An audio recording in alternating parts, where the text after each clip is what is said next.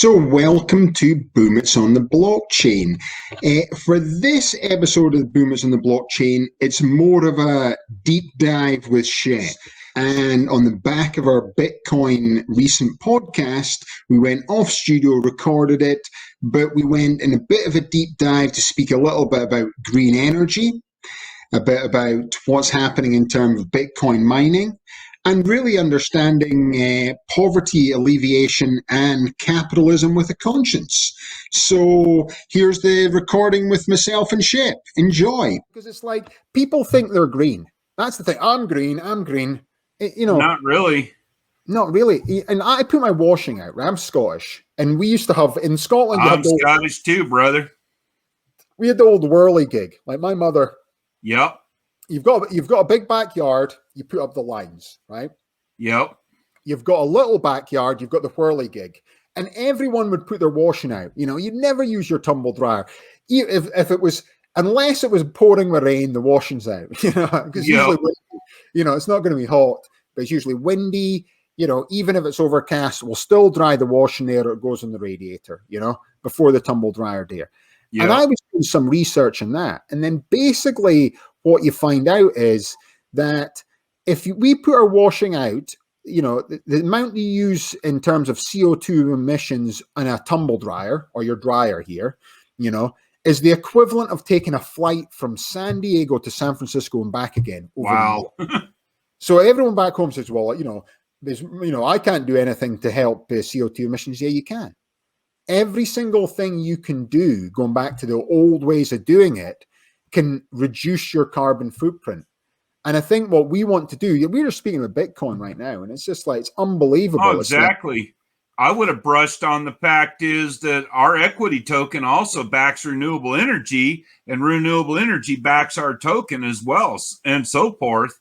And the proper utilization can also, since it is fractional interest of ownership of minute fractions of shares, it can also bring out the fact of equity return in dividends, whereas Bitcoin does not.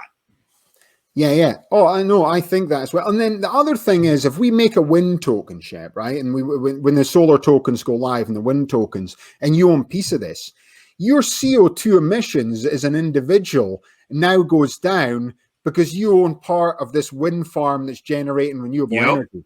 But it's just like the terminology of what's happening is just confusing for people right now, And that's why the library that we've created is, we're going to fill this thing with little snippets of information. We're starting to put the renewable energy stuff in there. It's super exciting for people to understand that, the world is going forward in such a way, and people need to realize on an individual level, you can make such a massive difference. Oh, yeah. And we can influence people. People think, I can't influence that. We can influence everything. Oh, yeah. I never realized the one class I took was on basically, economics and so forth and pollution and everything, on the factor in science of how much carbon footprint each person produces on any given daily basis. And I found out mine's 1.8 people, and if you figure that into relativity, each human being is producing a big carbon footprint by all the power consumption, by all the waste that they throw away and everything else. It's insane. Yeah. And it comes back to the same thing as, like, if you think of the coal plants opening in China, so there's 182 coal plants open in China last year. There was more coal plants open than the rest of the world closed down. But if you think over the last 20 years, I was researching it. So you can say whatever you want about Chinese government and whatever they're doing, but they've taken over 500,000 people from below the poverty line to above the poverty line. That's this guy, right? That's unbelievable. No, 500 million people. Sorry. They've got some pretty good quality merchandise. I have nothing bad to say about China. I mean, some of their stuff's really good quality. It really is. Yeah, their product in that, but I'm just talking about, so this is the other thing is, as we take people above the poverty line and people go through industrial revolutions, it creates pollution. It creates more pollution. India is going to start creating more and more and more pollution. But what do we want? Do we want people living below the poverty line and dying, look what's happened with COVID in there that's happening right now, because they don't have a healthcare system that can actually, they're running out of oxygen, they're running out of so many different things. It's not robust like it is the healthcare system here. It's just like, but what's happening there is this industrial revolution is happening in India. I actually think, believe it or not, that India is going to be the number one power economy in the world by 2035. I was doing some calculation. I was doing calculations myself. I always end up working stuff down, deep dive in that. The bottom line is Indian people, great salespeople, they've got great technical knowledge. You look at the guy running Google, he's from India. There's so many people coming there. So they're very smart. They're highly educated, but they've not gone through an industrial revolution. And when this starts to happen on mass scale, which is starting to happen now, it's unbelievable. To me, they'll be the number one economy in the world because, population size potentially by then, they could be bigger than China. It's just like, and then they've also got the trading partners next to them. So you've got like Pakistan, Pakistan, 280 million people. It's like, Pakistan's like I think the 6th or 7th most populous country in the world. There's nobody I have never met from India and Pakistan that isn't uber wealthy. I mean, most of them have really deep pockets. The ones that are here and shit. Oh, yeah. The ones over there that don't have, it's a lot. Well, there's a lot of wealthy Indians over there, but there's also a lot living below the poverty line. And again, it comes back to education and poverty lines. And, you start talking about that. We were speaking about this yesterday was, Americans living below the poverty line. And so you start looking at percentages. So right now there is, if you start thinking of like groups of people. So the African-American community, it's been a year since George Floyd died. 18.8% of the African-American community lives below the poverty line in America. That's 8.1 million people. That's like 1 in 5 African-Americans live below the poverty line in America. That's unbelievable. And then and then you start looking at, but then you look at the numbers. This is why when you focus too much on race, and it's not that they've not been shafted and had a shitty end of the stick till now, but if you look at the Hispanic community, 15%, 9.5 million. But then people start to look at the white community here. They're only 7.5% live below the poverty line, but it's actually more people. It's over 14 million people. I think 14.2 million white people in America live below the poverty line. That's bigger. That's more people in the biggest city. It's like double LA. It's 2 LAs live below the poverty line. And this is where it should really, we've got to start to look at this thing between, wealth and poor. It's like how we can't keep getting richer, but these people are getting suppressed coming down. And then you start looking at, from obviously my oldest boy's autistic, Malachi. So I was involved in the Autism Speaks, and I would say I speak out for disability rights, etc. 23.5%. So that's like 1 in 4 people with disabilities live below the poverty line in America. You believe that statistic? It's like 3.5 million. Oh, yes, I do. People. That's 3.5 million. That's unbelievable. And the highest amount of people who live below the poverty line in America are Native Americans. And they're actually there's nearly 27%.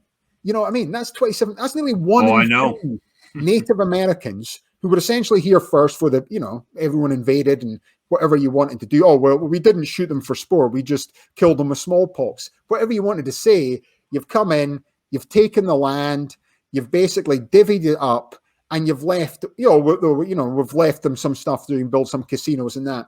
But 1 in 3, over 1 in 3, or just 1 in 3 lives below the poverty line. And that in itself, Shep, is like unbelievable. And that's America. So if you start going to other parts of the world, it's like, it's even worse. The statistics are worse. And to me, what COVID's showing us, I know, which is like, it's the difference between rich and poor, everybody is just going like that.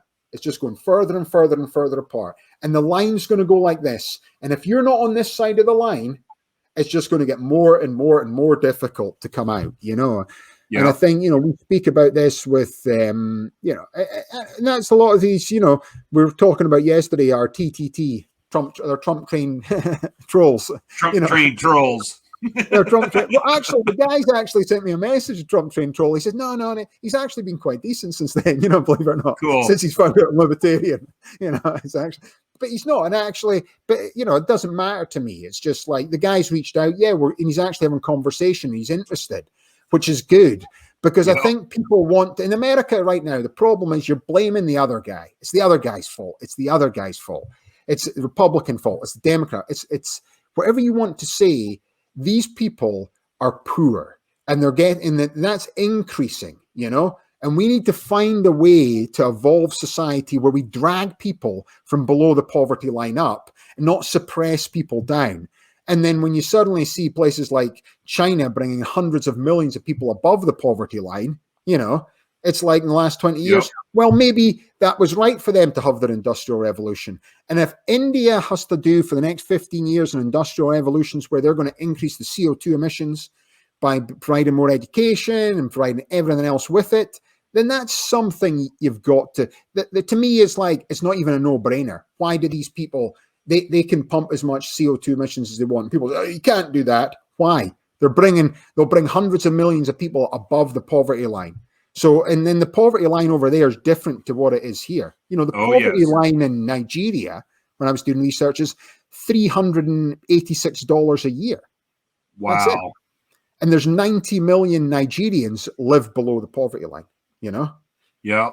So it's like, it's unbelievable statistics. If people start looking into that, it's unbelievable. And then going forward, I think whatever we do, we've got to think about how we can basically, start to bring people above the poverty line. Because to me, it comes down to education and opportunity. Exactly.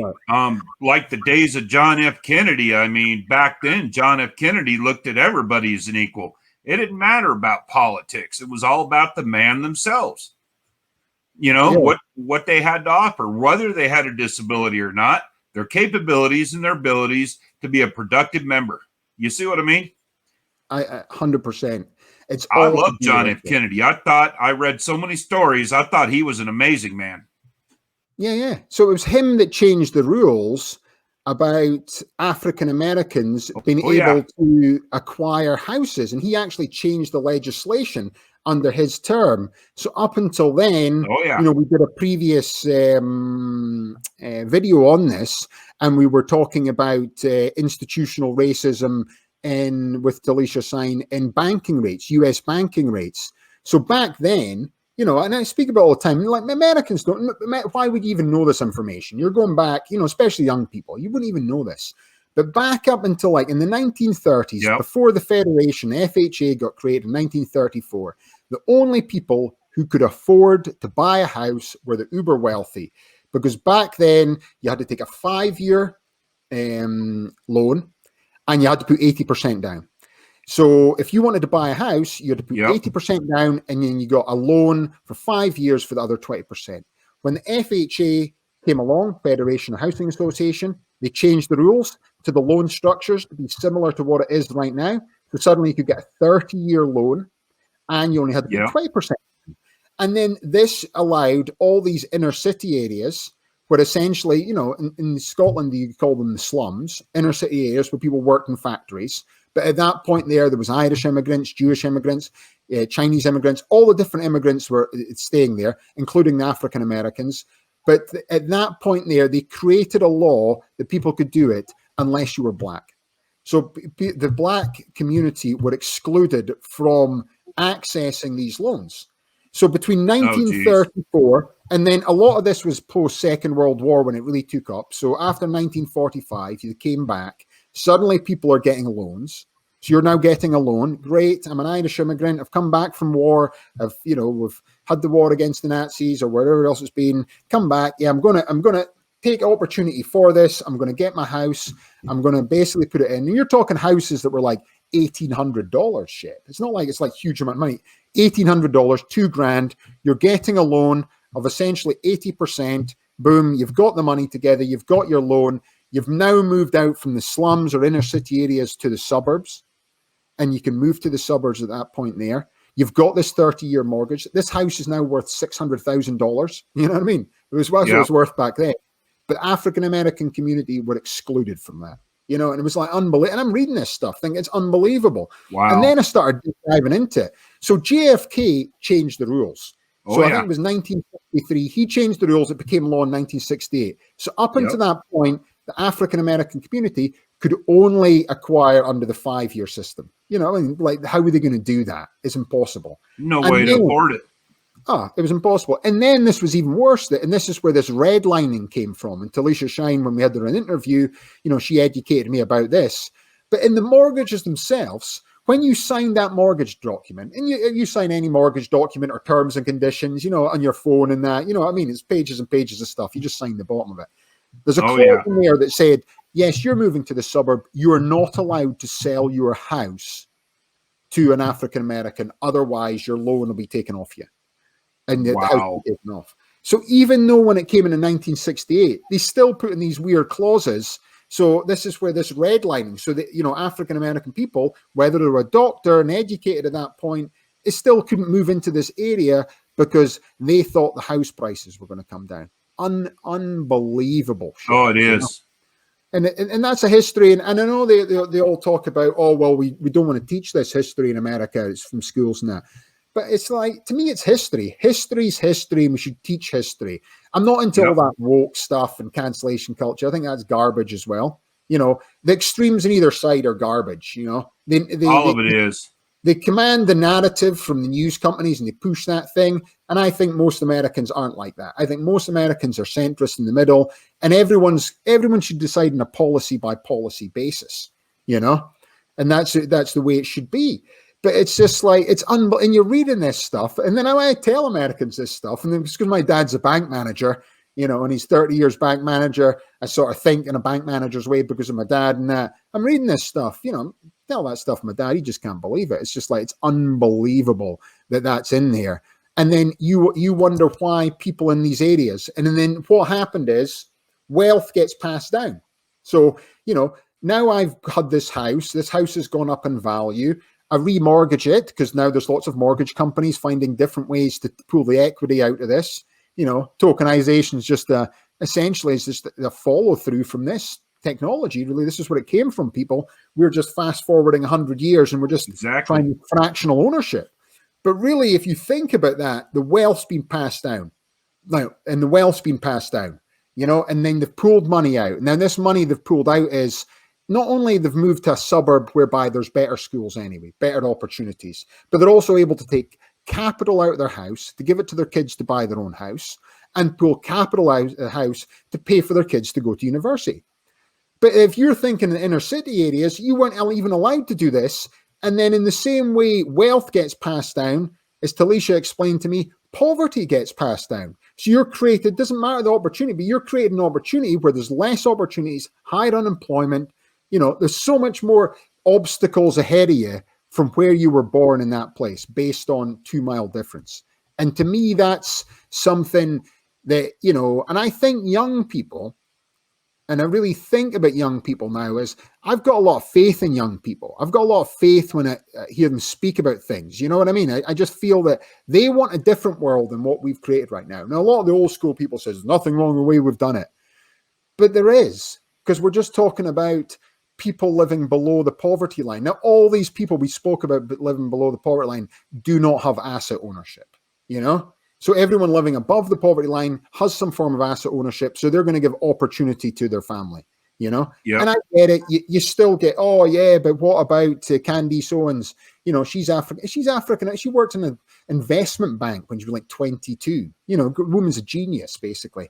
Yeah, there's always exceptions to the rules. But we're talking about the rules for the masses. And as you start to get more and more involved in this stuff, Shep, it's just like, it's just unbelievable when you see all this stuff. Yes, it is. You know? And I just keep talking about it over and over because I just can't believe it. And the more I learn about it, the worse it gets. And then America says, you know, well, we don't want to teach racism in schools. It's not about racism. It's just history. You know, we're not talking about changing how you learn to spell and how you learn to do sums and maths and that. It's just like, we should learn about history. Now, history doesn't just end in 1785 or 1619. We have to keep going back. And we can go back further than, you know, the UK, British history. And, you know, we were colonized by the Romans back in 4000 AD, up into 400 AD. You know, up prior to then, Let's be realistic. The British all lived in tribes, little pygmy things, dirty, didn't know how to build roads, no sanitation, no real educational system, nothing, you know. We got colonized by the Romans. They came and invaded us, and they brought a wealth of things with it, you know. And but that's history. It's interesting, you know. Why did they build the pyramids? Let's learn about these things. You can learn from history. It's not a case of I don't want to just let's not change history. You know what I mean? That's the other thing. Let's change. Well, it's something just like the United States. I mean, if you really look at it, we've had 60 presidents. You got to count the original 13 colonies that started here before the 1700s. They each had a president. And then they didn't even include President Jefferson Davis in 1860. He was in office at the same time President Abraham Lincoln was in office. They don't even they exclude them. And they should include all the presidents because they were a member, body, ruler of the area of the time and the country they lived in. You know? Yeah.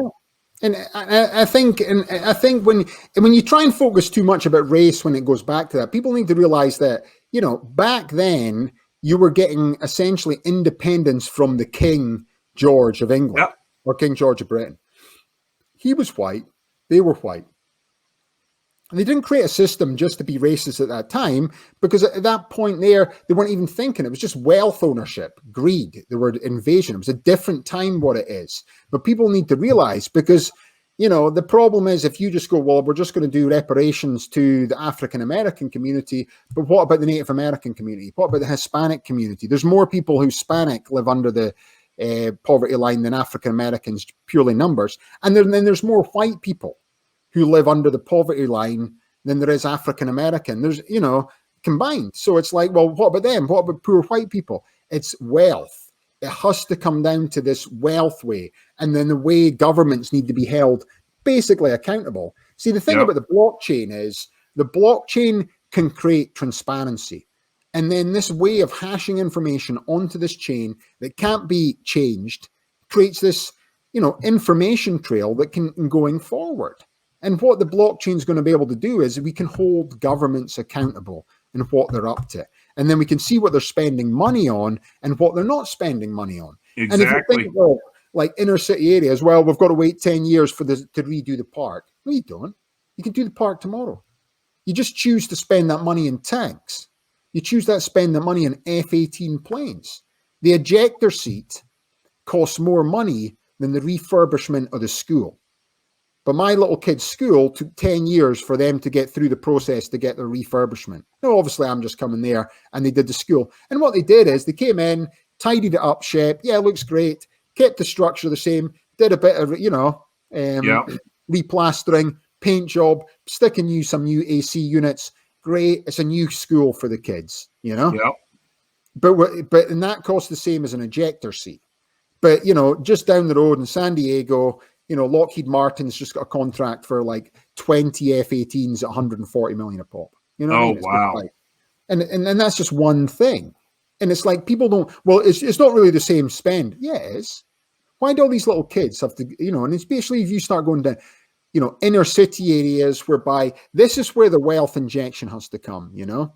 And this is like, it comes back to like when AOC didn't stopped Amazon opening up that place in Queens. You know, it was going to create all these jobs and opportunities and all that. And she wanted to do one to stick it to the man, to show you that we can't let these corporations come in there and we're not going to give them a tax break. You know, so we're going to use the taxation money for something else. It's a tax break. The money's not there until he makes the money. That's why it's called a tax break. But what you should be saying to these corporations is, yeah, you make so much money. We don't care if you brand it Amazon Park, you know, or Amazon School. You can stick your logo up, but you should build a new school. You should build a new park. We should hold these Microsofts and Amazons and Apples and Walmart and all these guys who are making so much money accountable to that stuff. Oh, exactly. You know, the other thing I was looking at was unbelievable was like food banks, you know. So you live in California and coming from Scotland, you know, I knew a few homeless people in Aberdeen, but it wasn't the same homeless problem. You come to California, it's unbelievable. And the saddest thing in California, you've got so many homeless people here that you get people raking in bins to eat food, you know? And you're talking about people who've not washed, they're walking around barefoot, they're dirty, You know what I mean? They look like sort of prehistoric man in terms of their hair all there. They're going there. And I'm watching these guys go into a trash can, rake around the trash can, find some bit of food that someone's there and eating that, you know? And you're just getting that while you're filling up your car at the gas station, you know? And it's unbelievably sad. And then because of what I understand in terms of, you know, autism spectrum, you know, 50% of people who are homeless in America have got mental health problems, you know? So this person's got a mental health problem because they've slipped through the cracks in society. They're in there having to eat food that's basically people throwing away. And then you've got your supermarkets, your Walmarts, your Costco's, your Targets, making so much money right now, especially for COVID. They should be, and this is what the statistic I couldn't believe is, they actually throw away more food on a daily basis than it would cost to feed all the home banks and all the people who are homeless right now. So we actually throw away more food, or those guys throw away more food than it would to feed these people there. Now, Walmart say, oh, well, we don't want homeless people all coming to the back of our store to collect the food. That's one of their arguments, I read. You know what they've done here in Casper? There's an attorney by the name of Marianne Badinsky. She has commoditized and went to all these grocery stores, and they've got the food bank of the Rockies, and she owns Poverty Resistance. And what she does has a free food bank. Anybody needs food, they just go there to get free food. And most of it's from all these grocery stores. She's got contracts with them.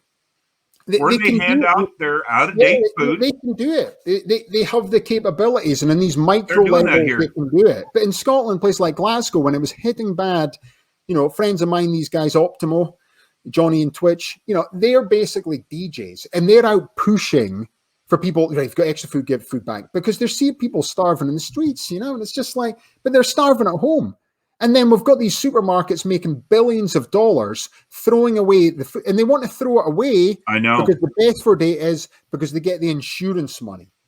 It's like, so you're telling me we can feed the starving with the food you throw away, but you choose not to do it because you want the insurance money.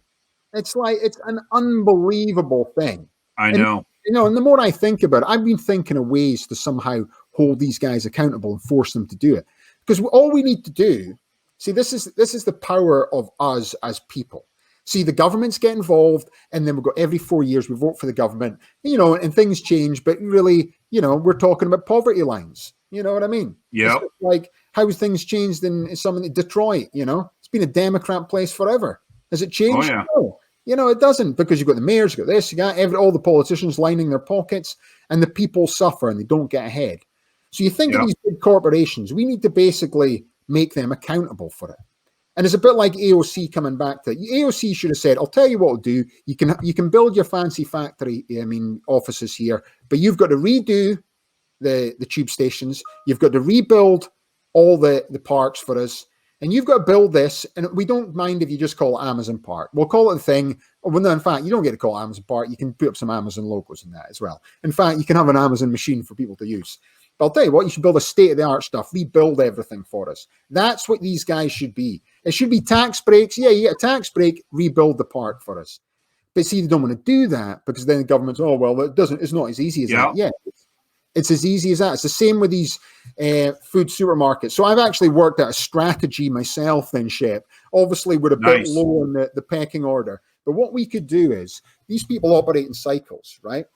So what we can do is we can basically force them. So if we all went, right, Monday to Wednesday, let's not go to Walmart. Everyone out there, we don't shop in Walmart. We all go to Costco for our shopping, right? And then Thursday, we all go online. We go, right, Thursday to Tuesday, we won't go to Target, right? There's going to be some people go, but everybody don't go to Target, right?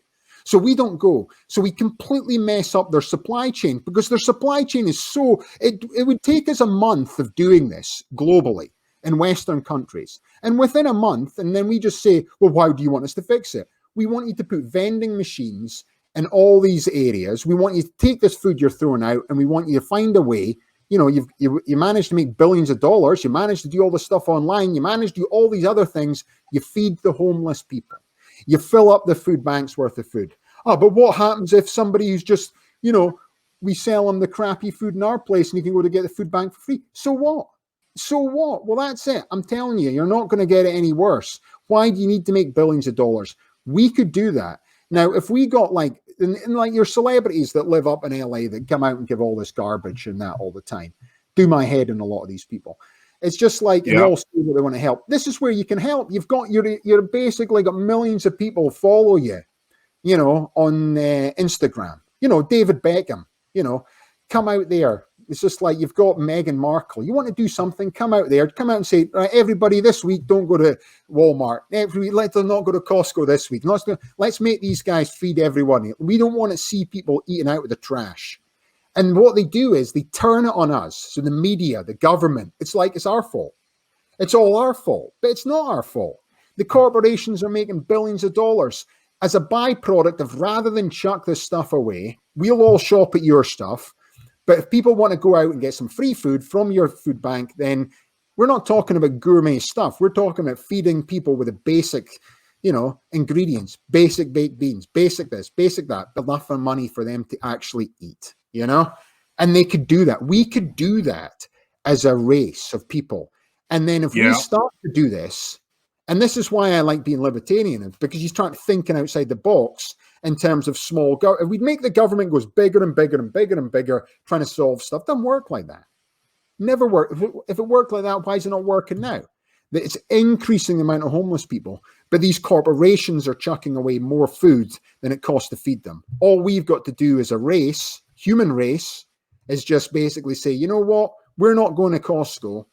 We're not going to Walmart. We're not going to Target until you feed these people.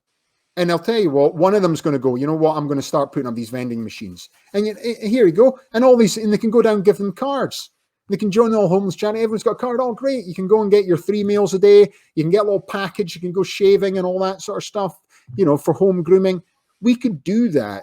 And then these vending machines you're putting up all over the city, you can stick green energy on them and you can use them for advertising. So it's not even a waste of thing. You can give advertising everywhere. Yeah. And if I come down and I see some homeless guy getting his dinner from the Costco vending machine, you know what? When I'm coming to buy my groceries, I'm going to go to Costco because those guys are doing something good. And the ones who are just going to be wankers like they are right now, screw you guys. You guys will go under. I reckon within 2 months of us screwing up the supply chain, they would start. One of them would fall. One of them would say, you know what? Screw this. I'm going to take the risk. I'll be market leader. I'm going to. I'll tell you what I'll do. I'll sign the document. I'll stick up my vending machines. I'll start feeding them, and then we're all going to Target now because they're feeding all the homeless. Only takes one of them to do it, then suddenly Walmart. Oh, wait a minute. We're doing it too. We're going to do bigger ones. Our one's better. And then we're not going in there. And so what? You're going to make money anyway. Most of us aren't going to want to stand in a line for a food bank unless we've got no money, and we've got that. But what we want to have is the knowledge that when I go into Costco and I'm spending my food there as well, I don't want to come out and see some guy eating in the trash just because life's given this shitty end of the stick and so many things have gone wrong. And you just say, well, it's probably because of drugs and that person. Yeah, it's just like, no, that person's got mental health problems. They've slipped through the gap. That's a stereotyping figure of society as a whole. Oh, it does my nutting, Shep. You know what I mean? And then the more I learn with disability rights and, trying to understand things there, the crappier it is, So, Yeah, it is. 1 in 4 people, 23.5% live below the poverty line. How many people with disabilities are sleep on the streets? You just have to see them. Countless. The person's got a disability. Yeah, countless. It's unbelievable. And what's so sad is there in California, you guys what they call the I can't remember the jail, but it's considered the biggest mental health facility in the whole United States. The Twin Towers jail, and I think that's in Los Angeles. And most of these homeless people will choose to do something illegal so they get a meal to eat, and that's sad that they have to do that. Yeah, that's sad. It's just like we're creating this thing that's going there, and it's the people. It's the power of the people. Right now, people don't realize this. We are more powerful than we've ever been before, and it's because of education. Because now we're talking about this stuff and we're educating as more and more people hit a critical mass of education. That's why education is so key. That's why us forcing people to pay for education. We should have a basic standard up to degree level. Anybody could get it, you know? Yeah, if you want to go to Harvard and run out a big fee, then that's fine. But we should have it where it's online information. We're speaking of Elon Musk earlier. He thinks we should have free education up to a certain level. You know, it's just like people want that now. And that's the future of what it should be. And it's just like, to me, it's just like, no, but we have more power than you think. And just don't sit and watch CNN and Fox News and then watch all this news about slagging off the other guy, because that's what they want you to do, people. That's what the way they want you to think. They're basically controlling your thought process. So we're not thinking about critical mass of, well, wait a minute, here's the problem. Here's the homeless people. Well, you know, the reason they're all homeless is because of drinks and drugs. Yeah, that person might need to drink alcohol to stay warm at night, or they'd be freeze to death from hypothermia, you know? It's like, what difference does it make? It's not about that, you know what I mean? It's not about that, because that's not it. But if we start holding them accountable, and then this is where your celebrities out there, they can actually have proper influence in going forward. You know, I always thought Joe Rogan would be a good guy. And the Monday Joe would say, right, on a Monday show, Joe, where are we going to shop this week? You know? And then everyone could do the same. You have 10 of them doing it. Oprah comes out on a Monday. Oh, by the way, everybody, let's not go to Costco this week. Costco. Or how about Eddie Murphy? I mean, here's another really rich actor. Yeah. He's rich. Oh, yeah. I would say Eddie Murphy as well. You know, okay, Eddie Murphy. Yeah. We'll say Eddie Murphy, Oprah, Joe Rogan, a few other ones. Joy with the ginger-haired sort of Irish-Scottish one, you know, the one that's like loses it in the afternoon TV, you know, that loose women show she does herself, bit of a lunatic. But, you know, I quite like her. You know, she reminds me of old Scottish ladies. But then, you know, you've got... Nick Nolte. I mean, he played in the movie Down and Out in Beverly Hills. Yeah, Nick Nolte.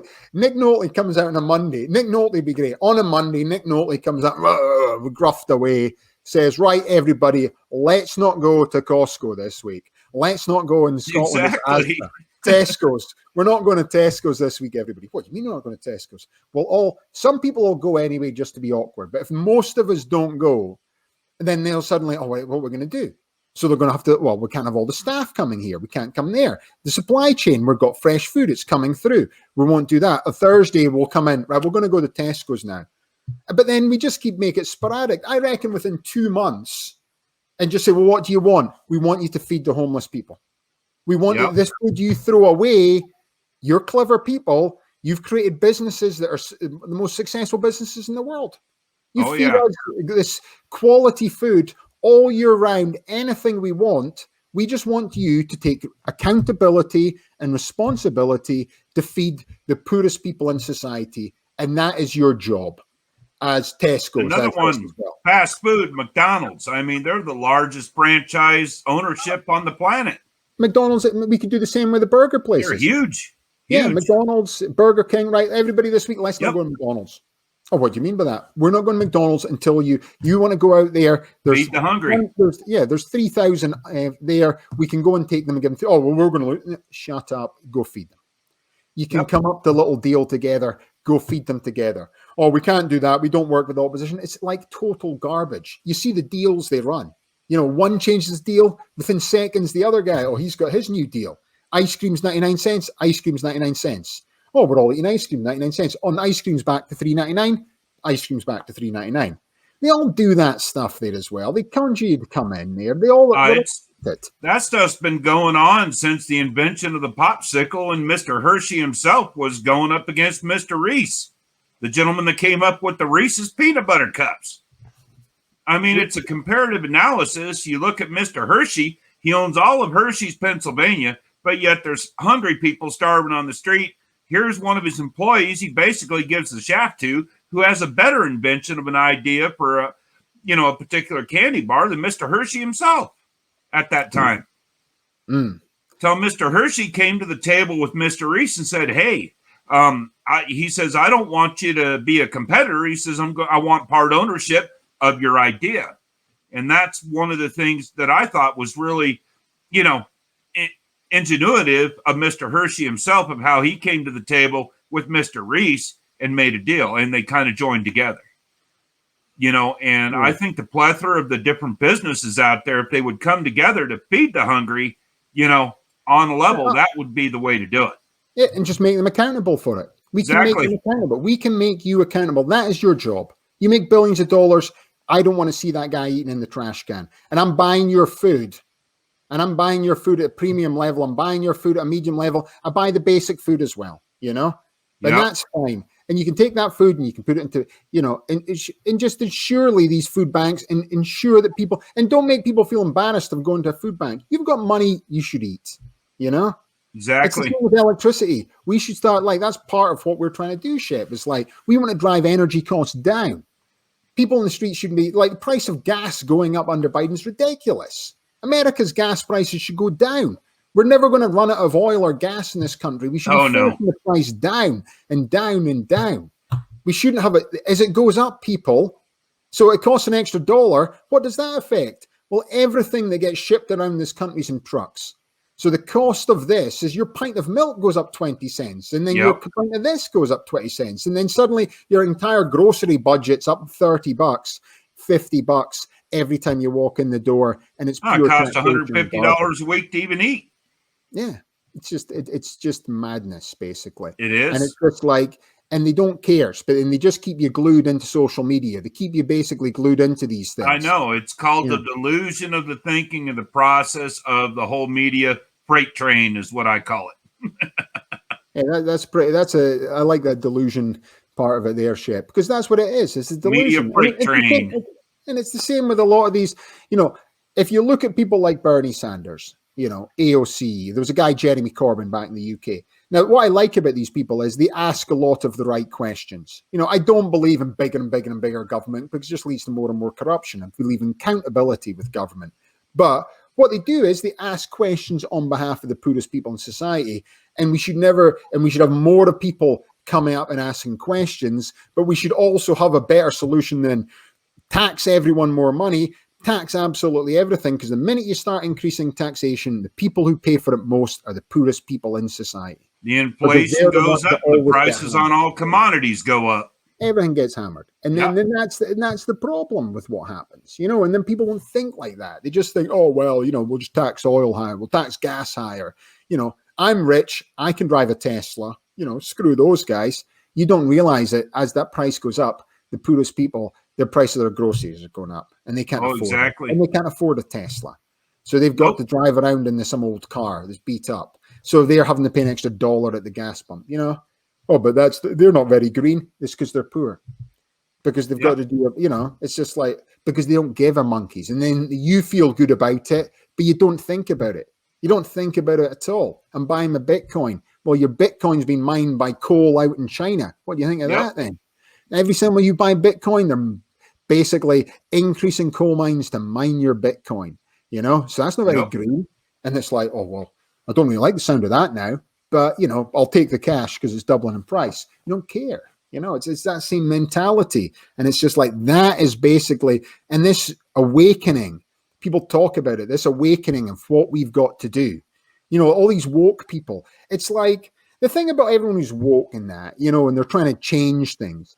The intention is correct, back most of these people, and like most people, the intention of why you do something, whether you go to church every Sunday, normally people don't go to church because, I go to church because I hate this guy and we want to invade their country and steal their wealth. You go to church because it's something you feel good to do. You feel other people, you want to give this giving back. When people are doing that woke thing, they feel if the intention behind it is always good. And you shouldn't keep shooting people in intention. And all they're doing is they're trying to pull it further and further. But really what they're doing is they're just suppressing the masses and not letting us fix this, And it's a bit like politicians coming in. They're all feathering their own nest, Oh, yeah. She's worth 50 million now? 20, 30, 40 million? She's worth so much money. She wears white Chanel suits that are worth 20 grand. She bought that same dog as Lady Gaga. Lady Gaga's dogs were $25,000. She just bought the same dog, And the thing is, it's good that she's improving and she does that and she's more articulate and she speaks for the people. But we see you do better, but do your constituents get better? No, But if you let Amazon build their building and say, by the way, Amazon, the only way you're building that is if every single park in Queens, you've got to refurbish it. And they might say, well, not that. Well, Jeff, get lost. And everyone will see the guy's a tosser. Wait a minute, you're worth $1 trillion and you can't do all the parks in Queens. And it's going to cost you a tiny amount of money. You've heard of Glenn Stearns, haven't you? Mm-hmm. Yeah, he built, it's called Underdog Barbecue in Erie, Pennsylvania. He brought all these people together. I mean, we're just talking common everyday Joes. And they built over $1 million barbecue business within 90 days. And I mean, the company is still very successful. And every one of those people own a percentage of that company franchise itself. All the people that put in the labor to build the company. And I thought that was amazing how Mr. Stearns brought that to the table. That was one of the neatest deals I've seen in a while. Yeah, and that comes back to a lot of people when they talk about, Marxism. A lot of that is ownership by the people. But again, it comes back to that thing. It's just like, that's why we do the Metacoin policy and we're tokenizing government assets. Really what it is allowing people to do it. The problem now is because of automation and artificial intelligence, there's less and less manual labor to do things going forward. So that sort of philosophy doesn't even exist anymore because you can't say, well, with the people, but without the people, you can't do that. Well, robots build all now. We've got robots to do all automation. We need limited people to do it. We just need people to control the robots. So in a way, a lot of his policies and stuff he spoke about, are irrelevant now. But people still want to hold on to it because they think capitalism bad. Capitalism is not bad. What it is capitalism with a conscience. And that's what we're just talking about right now. It's like thinking about the people in general. We want capitalism with a conscience. Essentially that's what the Norwegian model is. It's not socialism, it's capitalism with a conscience. And what they do is they run this model whereby they ensure that people get looked after. And the Netherlands has the lowest poverty rate. Have you researched the Netherlands? They don't have much poverty in the Netherlands whatsoever. If you go to Amsterdam, there's a lot to see as well. A lot of poor people begging and stuff, and a lot of people come up from Africa. Again, it comes back to the same thing. These big corporations should be held accountable. And your accountability isn't, we've got fancy tax lawyers, we've got fancy lawyers, we've got the ways to structure the companies, we've got different ways to do it. That's fine. You can do all that. You can work out your way with it. We don't care about that. We just want that problem solved. And that what they did in Finland? Feed them. Finland Airlines during the COVID-19 epidemic.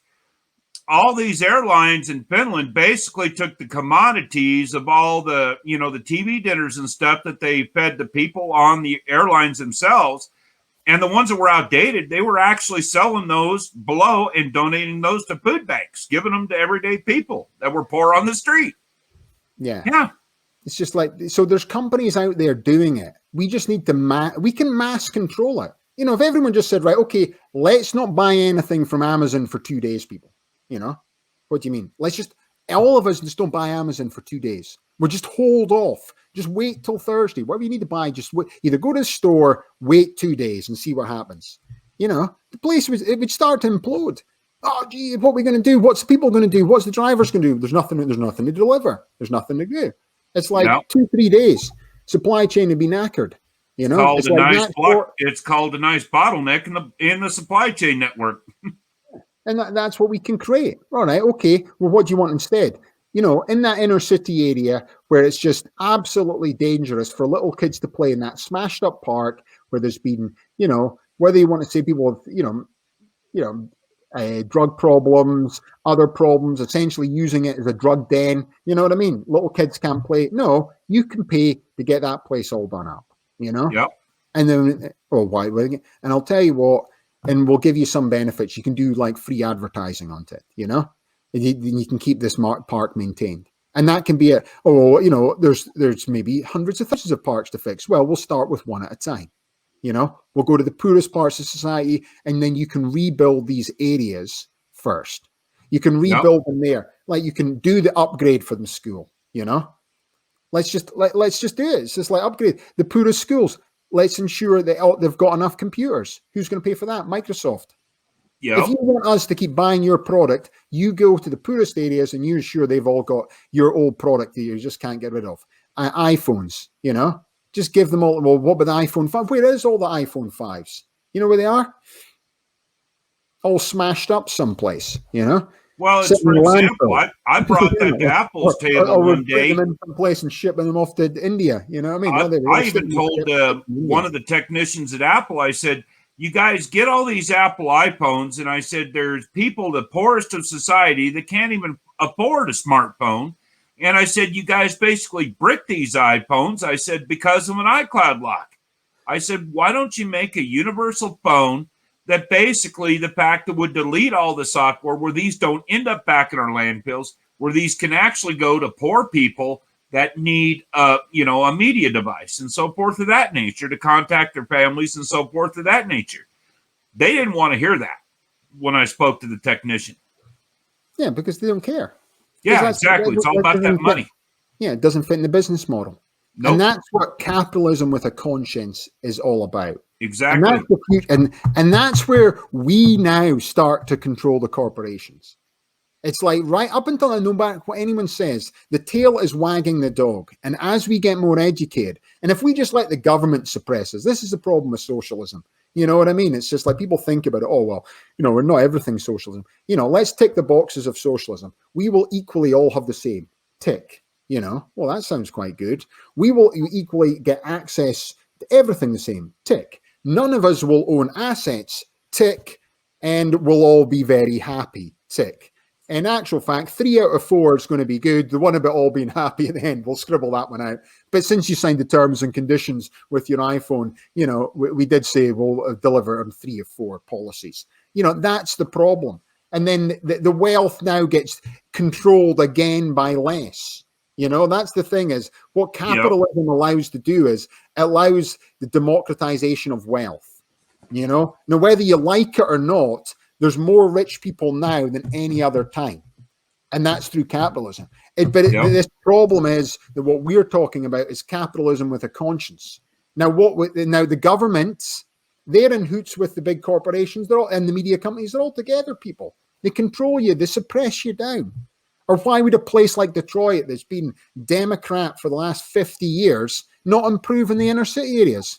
You've got Democratic councillors, you've got Democratic mayors, you've got Democratic governors, that doesn't change. So, and then Trump comes in or a Republican comes in, it doesn't change. It's still Democrat, Yep. So what's happened that's created that system in place? But you voted and we've got rid of this guy and we've got a new person in and it works okay. And all the politicians who've gone in there as well, somehow they've all made a huge amount of money. But the people, the same say suppressed. And that's the problem with bigger and bigger government, where all I want is government account. I don't want to get rid of government. I just want a government accountability. I want to hold you guys accountable to what you're doing. I don't want you guys to go in and get a job that's 190 grand a year, but suddenly you're making 25 million. I don't want to do that either. It's like, it doesn't make sense to me. Oh, look at his tax return. He made 25 million. Look at Pelosi. She's worth 130 million. But that's property. It's 130 million. You shouldn't be in government if you're worth that much money. Let's not put billionaires and all that running the country. Then what's the point in that? No, but they're good business people. Good business people there. They're feathering their own nest, people, every single time. And as long as things improve, they can do that. But what we should be doing is the stuff I'm talking about. Now, you might think this is so radical, but it's not radical. We just all agree we're not going to Walmart. We're not going to Walmart Monday, Tuesday, Wednesday. We'll even do days. I like it. We can screw up even for. We'll go. I'll tell you, everybody. We'll go to Walmart Monday, Tuesday, Wednesday, Thursday. We'll go to Target. Friday, Saturday. We'll go to Costco. So then they have to. Oh, wait a minute. We have to change all our plans. We'll have to get the staff in for that as well. This is the way we're doing. And on Wednesday, we change your mind. We'll go back to Walmart Wednesday. We're not going to go with you guys. And now some people look at it. If we did this, I reckon within 6 weeks to 2 months, they would completely capitulate and say, right, where do you want us to help?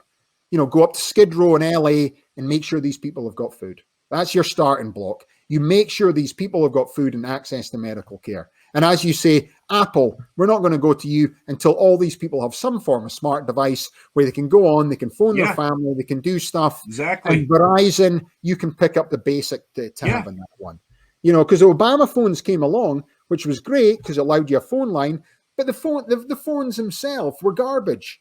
So it was like, And if you wanted to take an Obama phone, which you could have a phone line there, but you wanted to use a smartphone, it didn't work. You took the chip, you put it in, didn't work properly. It didn't, they created it so it wasn't compatible. So essentially you've got a phone that's crap, and you've got a phone that can't use the technology out there. We're not talking about iPhone 12, as you say, Shep. It's iPhone 5s. Wipe these things, give it to the people. They can all have exactly. them. And then, and then you've got thousands of new free customers, and as these people move themselves out the poverty line, whose product are they going to buy? Whose product are they going to buy when they get a job and they start improving their life? Apple, Yep. That's there's thousands of iPhone 7s out there. Millions of iPhones.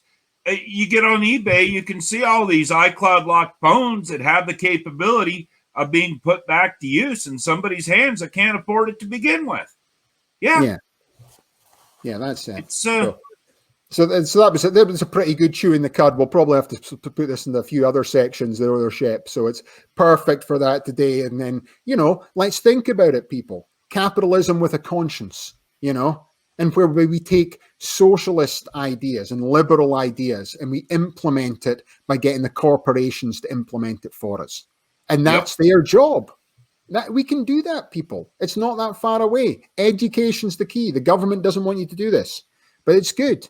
And we don't want rid of government. We just want government accountability. That's exactly all right. I don't want to change it.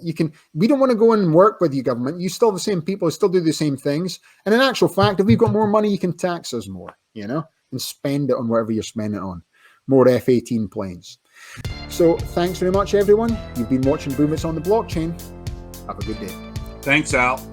Perfect. Right, nice one, Shep.